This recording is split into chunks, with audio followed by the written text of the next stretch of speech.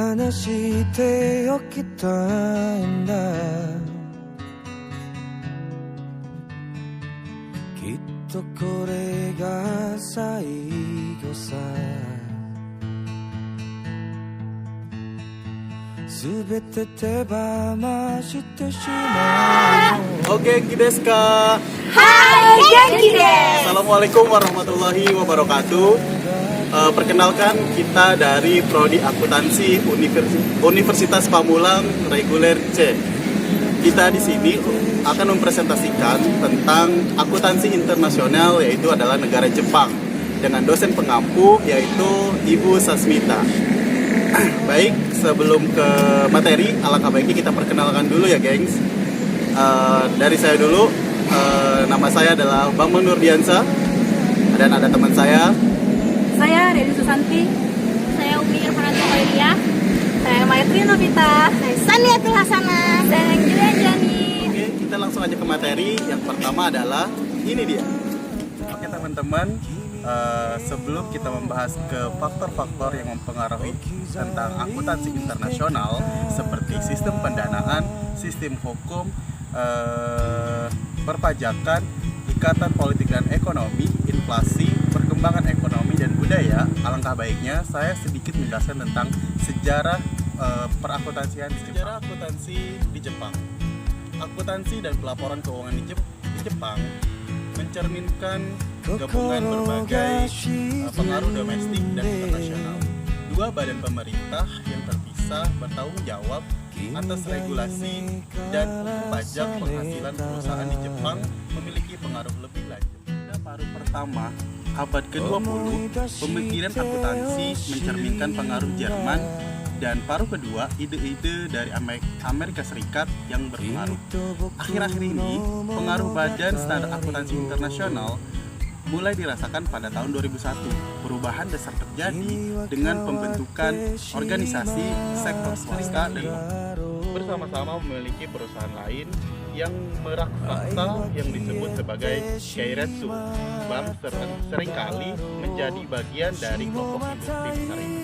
Usaha keiretsu ini sedang dalam perubahan seiring dengan reformasi struktural yang dilakukan Jepang untuk mengatasi atau menggerakkan ekonomi yang berawal pada tahun 90-an. Keuangan yang mengikuti pergerakan ekonomi Jepang juga disebabkan oleh rasio standarisasi laporan keuangan Jepang. Jelas terlihat bahwa banyak praktik akuntansi menyembunyikan betapa buruknya perusahaan di suatu perusahaan besar dalam akuntansi diumumkan pada akhir tahun 90-an untuk membuat kesehatan ekonomi perusahaan Jepang menjadi semakin transparan dan membawa Jepang lebih dekat dengan standar internasional yang disebut sebagai akuntansi. Pembukuan Jepang tidak boleh bertentangan dengan hukum komersial. Oleh karena itu, triangulasi standarisasi pembukuan, undang-undang perusahaan dan undang-undang perpajakan masih tetap menjadi gambaran dan Di sini saya akan menjelaskan salah satu penyebab terbesarnya negara Jepang itu maju, yaitu masing-masing perusahaan memiliki keterkaitan ekuitas saham antara perusahaan yang satu dengan perusahaan yang lainnya. Sebab untuk memiliki perusahaan lain. Nah, dari pengadaan investasi antar perusahaan-perusahaan ini tentu akan melibatkan sumber pendanaan.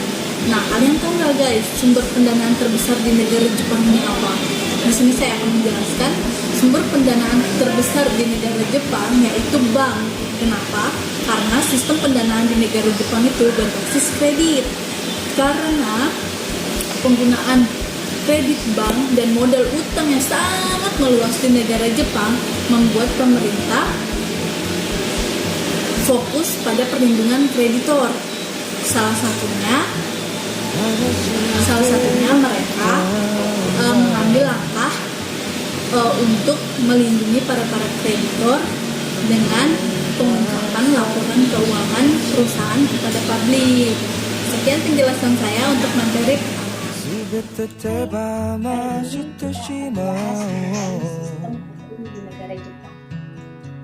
sedikit materi yang saya Jepang merupakan negara yang memiliki konsep hukum yang dicakup dari berbagai negara. Jepang memiliki sistem dari hukum Romawi dan kode notarial. 愛は消えてしま Kode っ adalah たんだ serangkaian ろ hukum yang lengkap mencakup う ketentuan 私 dan もま prosedur. たいつ Tentu か saja, 僕 aturan ら akuntansi が akan 出 diselaraskan 会 atau うな dikombinasikan ら dengan hukum お nasional. 願いだから Pemerintah nasional も Jepang う masih 何も memiliki 聞かな pengaruh yang sangat い signifikan で terhadap 昨日 akuntansi. までここにあった Hukum kode ini sangat kompleks dan lengkap, dan regulasi Jepang berdasarkan pada 3 undang-undang, yaitu pertama, hukum komersial, yang kedua, undang-undang pasar modal, dan yang ketiga, undang-undang pajak penghasilan perusahaan. Itu adalah pembahasan materi mengenai sistem hukum di negara Jepang. Halo semua, di sini saya akan menjelaskan sedikit pengalaman mengenai perpajakan yang ada di negara Jepang. Perpajakan di Jepang terbagi menjadi 2, yaitu pajak negara dan pajak daerah. Pajak negara dan pajak daerah yang diklasifikasikan menjadi beberapa bagian. Salah satu pajak yang terdapat pada kedua jenis pajak tersebut adalah pajak perusahaan. Pajak perusahaan yang berada di Jepang diatur oleh Undang-Undang Pajak Penghasilan Perusahaan. Kalian tahu kan, di Jepang itu sangat ketat, apalagi masalah pajaknya. Adanya peraturan pajak ini membuat seluruh perusahaan yang ada di Jepang mengatur sisi pendapatan dan beban atau laba rugi mereka untuk meminimalisir biaya pajak penghasilan, sehingga rekayasa terhadap manajemen laba jarang terjadi di perusahaan-perusahaan di Jepang. Itulah yang bisa saya sampaikan. Terima kasih.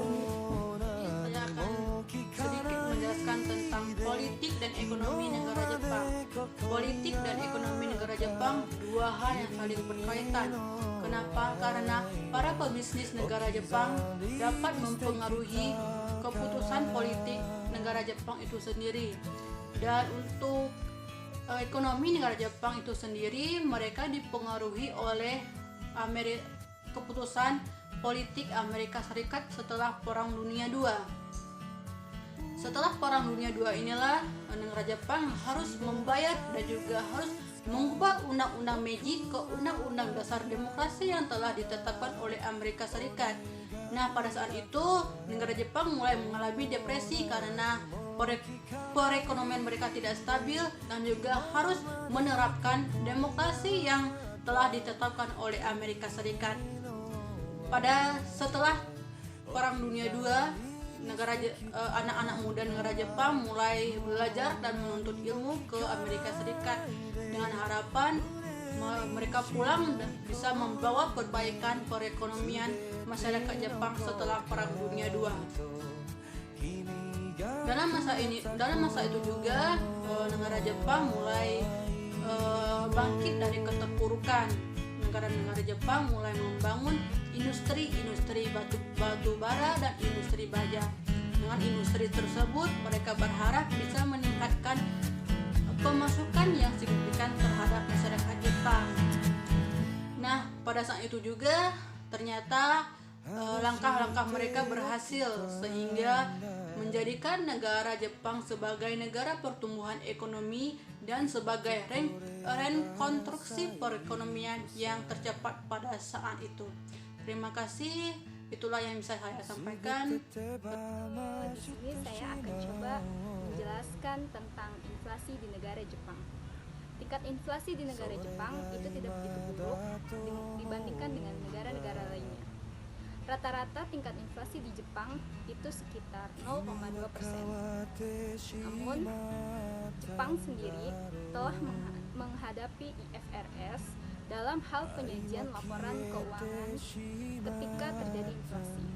Jika terjadi inflasi, maka ada beberapa metode yang bisa digunakan oleh perusahaan, diantaranya menyajikan akun-akun biaya kini sebagai laporan keuangan dasar dengan akun-akun pelengkap biaya historis.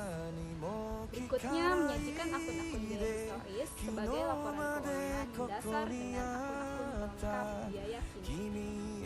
Sekian yang dapat saya sampaikan. Kali ini saya akan membahas materi tingkat perkembangan ekonomi di negara Jepang. Jepang merupakan negara yang salah satunya sangat maju di dunia. Saat ini ekonomi pasar bebas dan industri Jepang merupakan negara terbesar ketiga setelah Amerika Serikat dan Republik Rakyat Cina dilihat dari segi paritas daya beli internasional. Ekonomi Jepang ini dibentuk dari semua elemen yang membentuk ekonomi modern, yaitu yang pertama, industri, yang kedua, perdagangan, dan yang ketiga, pertanian, dan lain sebagainya. Industri ekspor Jepang yang utama yaitu otomotif. Tentu saja kalian sering melihat di sekitar kita seperti motor, termasuk otomotif. Yang kedua, elektrik konsumen, komputer, semikonduktor, dan besi baja. Industri penting lain dalam ekonomi Jepang adalah petrokimia, farmasi, tekstil, dan makanan yang diproses. 3. Manufaktur Jepang juga banyak bergantung pada impor bahan mentah dan bahan bakar minyak. Semuanya disokong oleh sistem informasi dan transportasi. Tingkat perkembangan Jepang tentu saja membuat sistem akuntansi Jepang semakin signifikan. Itulah tingkat perkembangan ekonomi yang saya dapat. Merupakan salah satu negara yang sangat memprioritaskan pendidikannya dan selalu berusaha untuk mencerdaskan kehidupan bangsanya. Bagi negara Jepang, pendidikan itu merupakan alat yang sangat berperan penting untuk meningkatkan kualitas sumber daya manusia di negara Jepang itu sendiri. Di mana kualitas pendidikan itu harus terus ditingkatkan karena mampu meningkatkan sumber daya manusia di negara itu sendiri. Nah, kualitas pendidikan khususnya di bidang akuntansi di negara Jepang diharapkan mampu untuk mencerdaskan dan memajukan perekonomian di negara Jepang itu sendiri, guys. Terutama bukan untuk negara Jepang, tapi bagi negara-negara lainnya, terutama untuk menghadapi tantangan masa depan. Contohnya lapangan pekerjaan, kehidupan masa depan yang lebih baik, kemudian tantangan zaman yang semakin kian hari kian makin maju yang membutuhkan keahlian. Nah, demikian penjelasan materi. Akuntansi harus memberikan respon terhadap kebutuhan masyarakat akan informasi yang tentu saja akan mencerminkan dari kondisi kebudayaan setempat. Jepang merupakan masyarakat tradisional dengan akar budaya dan agama yang kuat dan sosialisasi yang tinggi antar masyarakat. Hal ini dapat tercermin pada perusahaan Jepang yang saling memiliki ekuitas saham satu sama lain dan seringkali bersama-sama memiliki perusahaan lain. Investasi yang saling bertautan ini menghasilkan konglomerasi industri yang meraksasa yang disebut sebagai keiretsu. Kondisi ini tentu membuat pemerintah Jepang dan lembaga akuntansi terkait di Jepang menyusun sejumlah regulasi untuk menghantar hubungan perusahaan-perusahaan. Itu sedikit pemaparan materi yang kita bawakan tentang akuntansi internasional negara Jepang. Dan terima kasih sudah menonton video dari kami. Kalian bisa cari sumber link dan translate yang lain. Dan jangan lupa di like, di komen, share ke teman-teman kalian. Wassalamualaikum warahmatullahi wabarakatuh.